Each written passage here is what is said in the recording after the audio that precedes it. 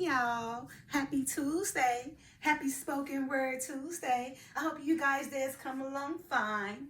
Anyway, you guys know on Tuesdays I like to bring the word, right? All right, so earlier you guys, I read the short on, how the Father has already prepared everything through his Son to perform his marvelous works, right? And I read that from Isaiah chapter 40, verse 10, right? And it says, Behold, the Lord God will come with a strong hand, and his arm shall rule for him. Behold, his reward is with him, and his work before him. So he said he's already prepared everything through his Son, right? To come and perform his marvelous works. Put out his stretched arm, right? So he can come and make sure one stone is not built on the other stone, right? You guys got to understand, during the days when he was walking with his disciples, back then he already prophesied this, right? Until this day, that prophecy still stands, right? Until he had the temple rebuilt back in Israel, okay? All right, so today, what I'm going to be reading today is just telling you guys, what signs you guys should look forward to, the signs to prepare you guys to be ready for the judgment, right? Because, the disciples questioned him and asked him, when, should these things take place? And the Father and the Messiah told them, yes, wait for these signs, okay? And just look for these signs. But, even though when these signs come, it shall pass, it should go by and by. The world will not end, but it is close. It's near. It's thither, okay? So, I'm going to be reading from Luke chapter 21, KJV version. I was going to originally start from chapter 7, but I'm going to start, I was going to originally start from verse 7 in chapter 21 of St. Luke, but I'm actually going to go ahead and start with verse 1. Right, so you guys can see what it's all led to, okay? And how they reached the point on the Messiah telling them about the signs, okay? All right, so chapter 21, Luke, KJV version, verse 1. And he looked up and saw the rich man casting their gifts into the treasury. And he also saw a certain and he saw also a certain poor widow casting in titter 2 mites. And he said, Of a truth I say unto you, that this poor widow had cast more than they all. For all these have of their abundance cast in unto the offerings of God, but she of her penury had cast in all the living she has. Okay? So when he's saying that that everybody else is, the tithes. When we say treasury, they're going to take their money to the treasury, talking about the tithes and the offerings, right? So he's just saying, everybody else, they got riches. They're abundant, right? They got all this money. So really, that money they put in there is not making them or breaking them, right? But this old widow, in her penury just means poor, extreme poverty, okay? During her extreme poverty, she gave everything she had, right? So, and that's what he mean when he said, but of she, her penury had cast in all living that she had. So she was poor, so everything she had, she basically gave to them. So she becoming poor, right? Trying to feed the rich. But that's just how, even then, it's the same as now, right? The rich keep us programmed, to keep them rich, okay? All right. Verse 4. Verse 5. And as some spake of the temple, how it was adorned with goodly stones and gifts, he said. So after, he had told disciples about the old widow who had gave everything in her penury, everything she had, opposed to all the rich people who was giving their tithes and offerings out their abundance, right? The Father went on to say, because they was around the temple then at this time. Verse 5, and as some spake of the temple, how it was adorned with goodly stones and gifts, he said. That temple was beautiful, right? Gold and all these great stones and everything that was on the temple was very beautiful, okay? This scarf is okay. I'm going to have to go with this to say. All right. Verse 6. As for these things which ye behold, the days will come in the which there shall not be left one stone upon another that shall not be thrown down. So this temple, when he was talking to the disciples about the widow and all the rich people that was giving them money to the treasure, they was with the temple, looking at how beautiful this temple was, right? So he was just telling them, behold, the days would come where they would see not one stone not left upon another with this temple. Okay, because when the Messiah came, he came, to make them understand that his temple was used for prayer. But when he came, it was like a den of thieves, and he had zeal for it. So he went, he became very aggressive. Okay, all right. Yes, because the Messiah can be aggressive, strict. He was what's that? Austere man, very strict and very serious in his ways. Okay, he had humor, but he was very strict. Very restrictful, very serious in his ways. He was an austere man, and that's a beautiful thing. All right. Verse number 7. And they asked him, saying, Master, but when shall these things be? And what sign would there be when these things shall come to pass? So now they want to know, when should I expect these things to happen? Well, the temple gonna be broke down, no stone will be left upon another, all type of desolation gonna come take place, all these wars and rumors of wars and everything.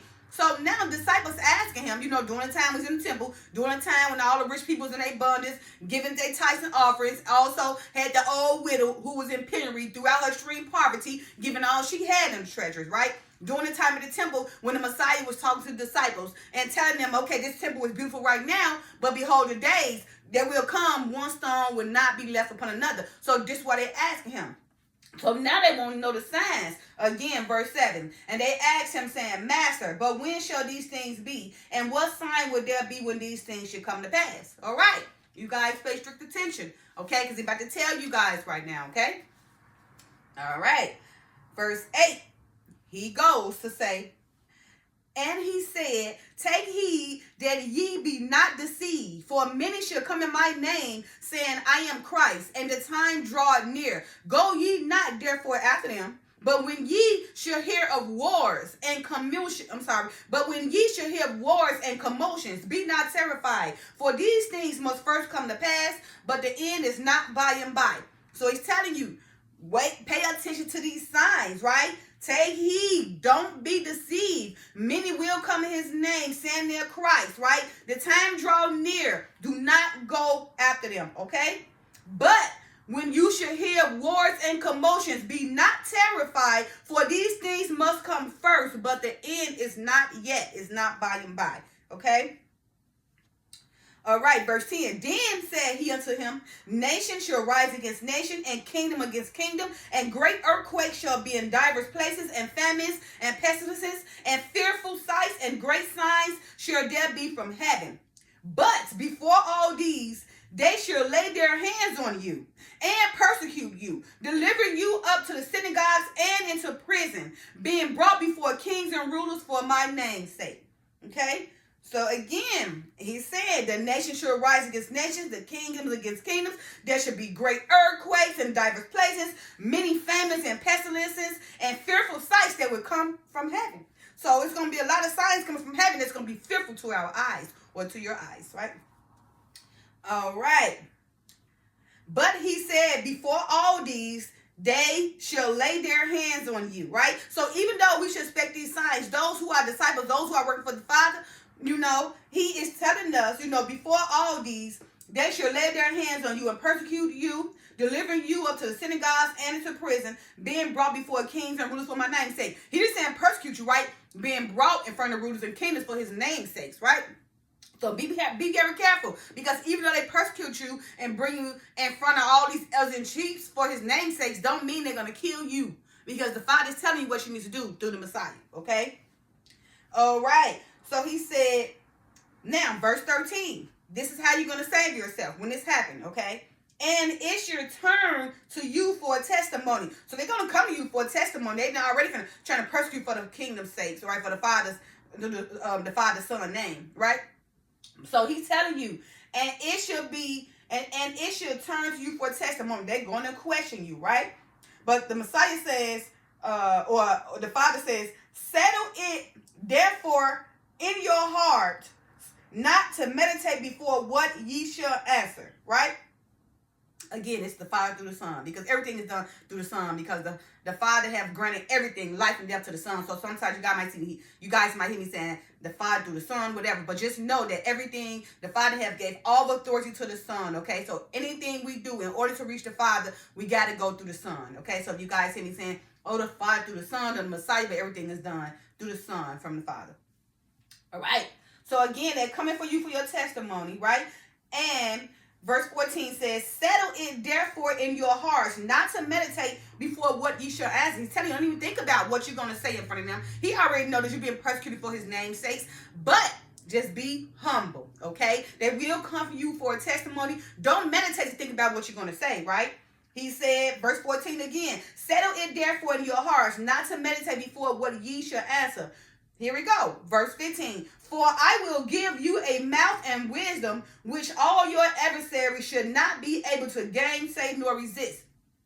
So what he's saying is, yeah, they're going to ask you for a testimony, right? Prepare yourself, but don't meditate. Just humble yourself. Just keep your mind clear in everything. Don't think about what you're going to say, because the Father through the Messiah is going to give you everything you're going to say, right? He's telling you, right? For I will give you a mouth and wisdom, which all your adversaries should not be able to gainsay nor resist. So what he's saying is, that gainsay word is meaning that whatever he tell you, whatever he have you to say in front of them, they can't stay away from it or nothing. They're going to take it. They ain't going to question you or none of that. That's what it means when he say that they can't gainsay or resist, right? When it happens, they're not even going to question you.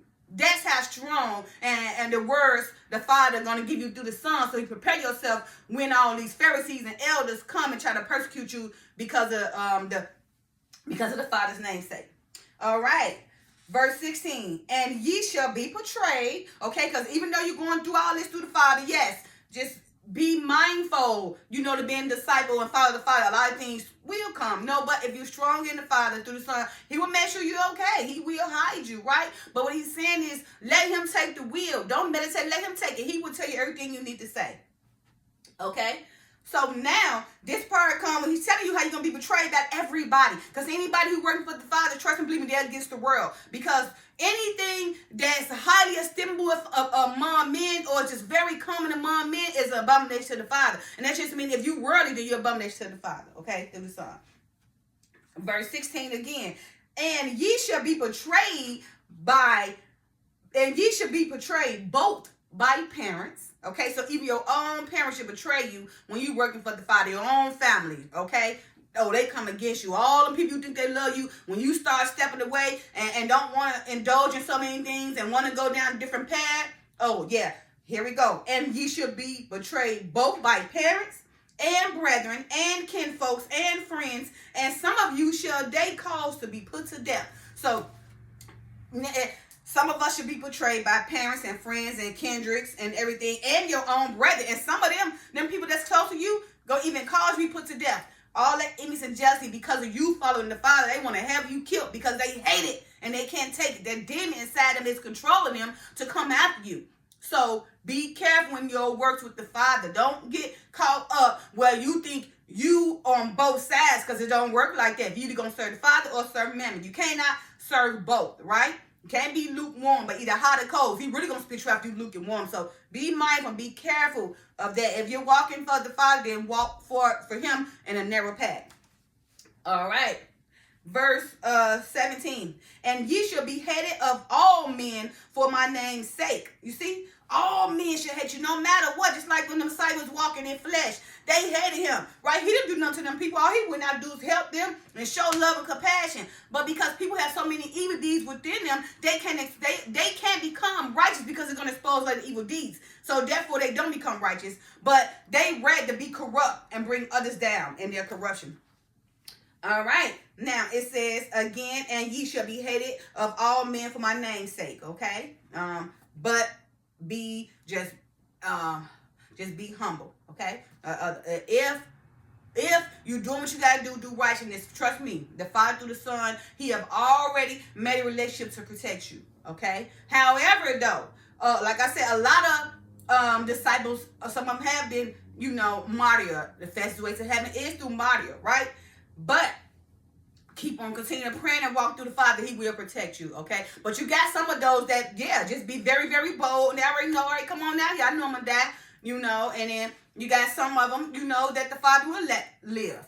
Just like John and the Gospel of John, at the end, when the Messiah called Peter, and John followed him, you know what I mean? And Peter like, he called me, it's okay that he following him. And the Messiah said, what is it to you that I tell him to come? What is to you if I have him live until I get back? Your job is to follow me, you see? So some will still be here, some won't.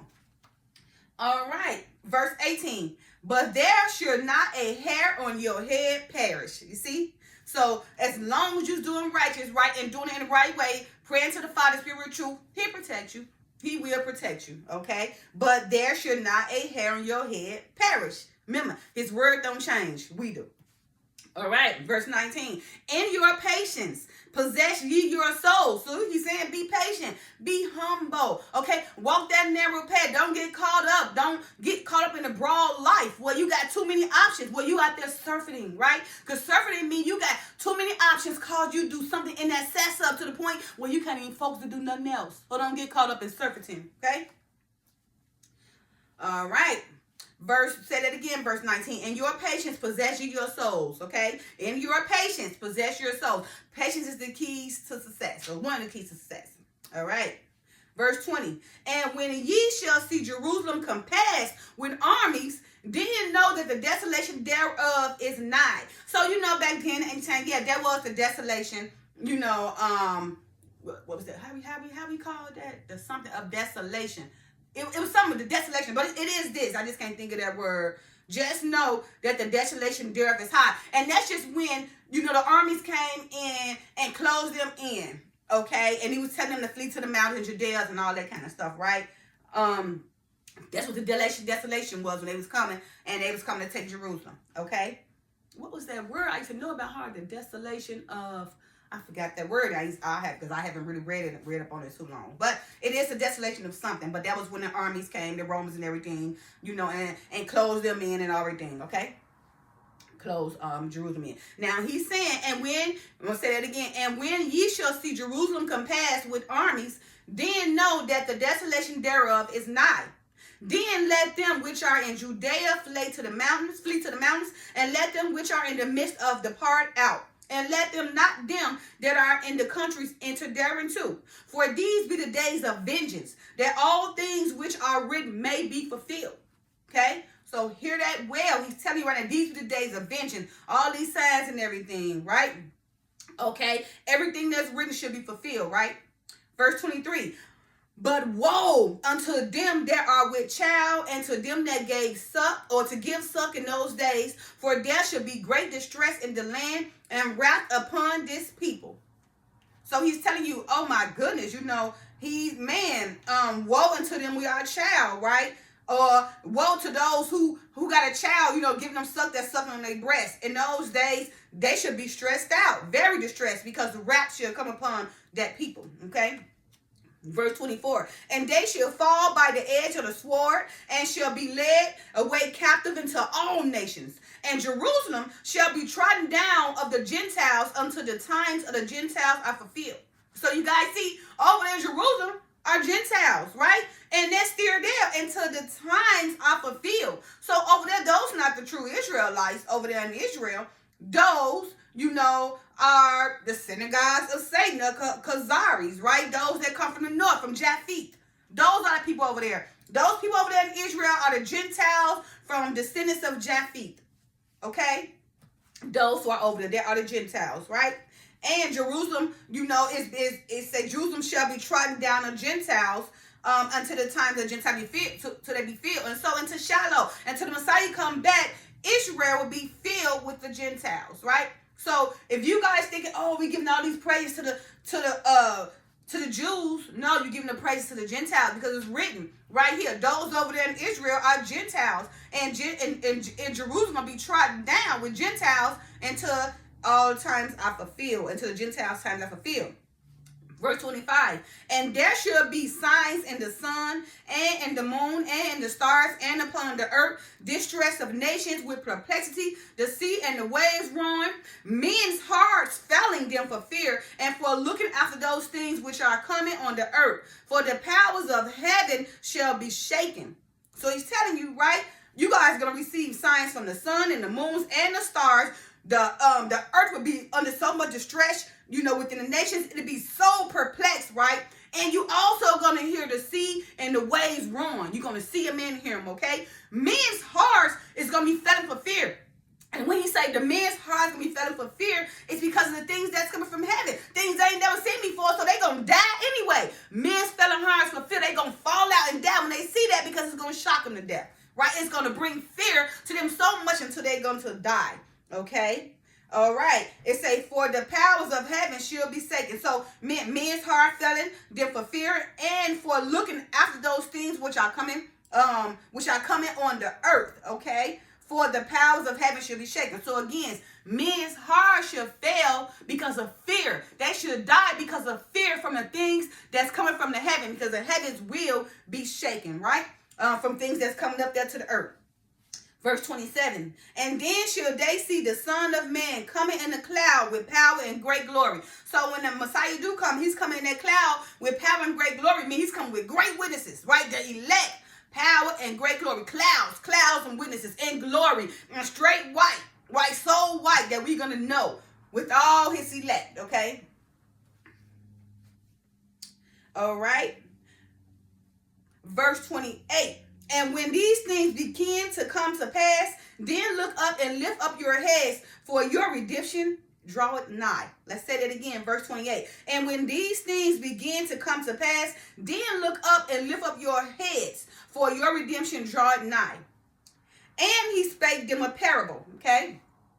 Here's a parable, okay? In verse 29, okay? Oh, well, before I go past that, and when these things begin to come to pass, and then look up and lift your heads, for your redemption draweth nigh. So he's saying the redemption is the Messiah, okay? When you look up, when you see the Messiah coming, and the clouds with witnesses, in the glory and everything, that's your redemption. He draweth nigh, okay?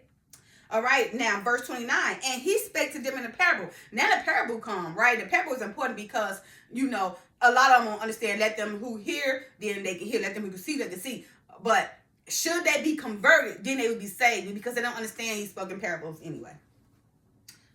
All right, verse 29, and he spake to them a parable. Behold, the fig tree and all the trees, when they now shoot forth, ye see and know of your own selves that summer is now nigh at hand. So likewise, ye, when ye see these things come to pass, know ye that the kingdom of God is nigh at hand. So it's just saying, the fig tree, the reason why summer is near, when you see the leaves and the fruit star, you see the fruit start growing in the fig tree, that's how you know something is near, right? So he's trying to tell you, compared to the fig tree, when you see things happen, these signs, then you should know the Messiah is near. Okay? All right.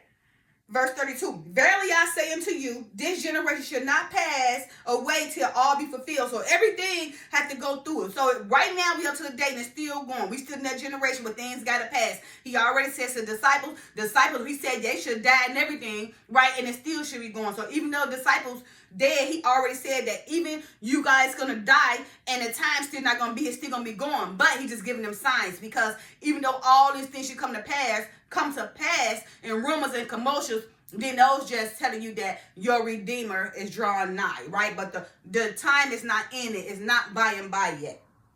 But the generation should not pass away until they all be fulfilled, okay?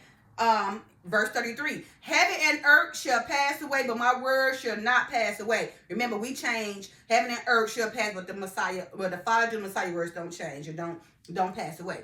Verse 34, and take heed to yourselves, lest at any time your hearts be overcharged with surfeiting and drunkenness and cares of this life, and so that come upon you unawares.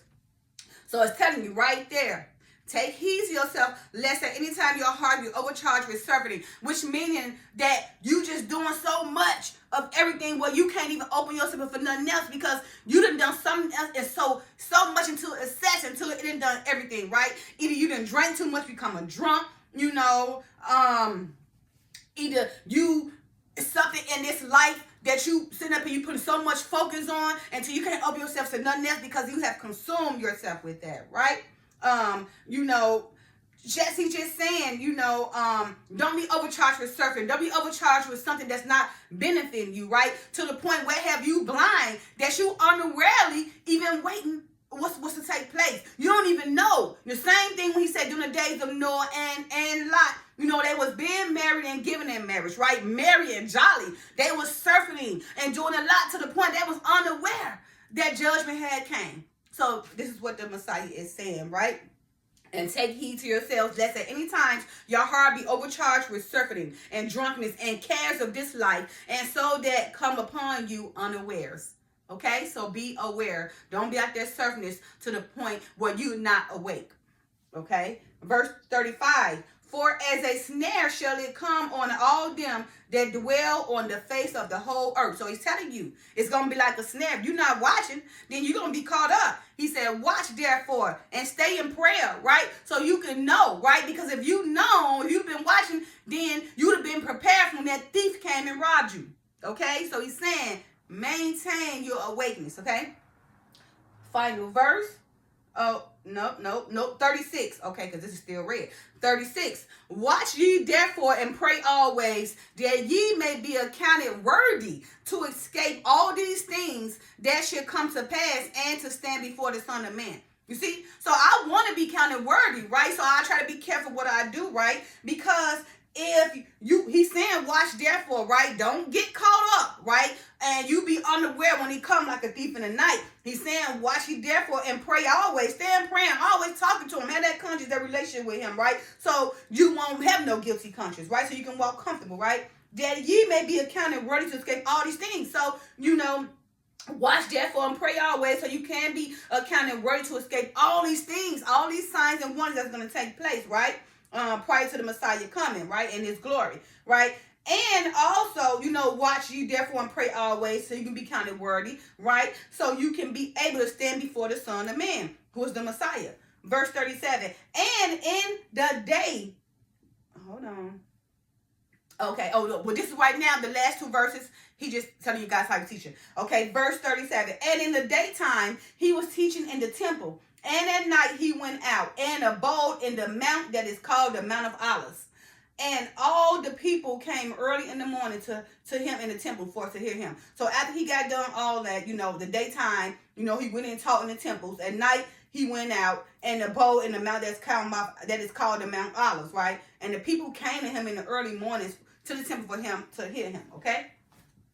All right, you guys, I hope you guys have got some understanding on the signs and things that take place, when the Messiah comes to present his judgment. Okay, he's saying just be humble, find yourself worthy, right? So you can be, found worthy to stand accounted in front of the Son of Man.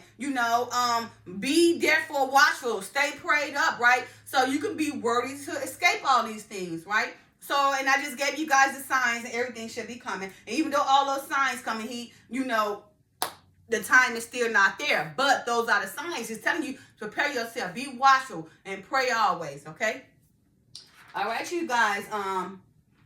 Hey, we know better, you do better. Again, this was Luke, chapter 21.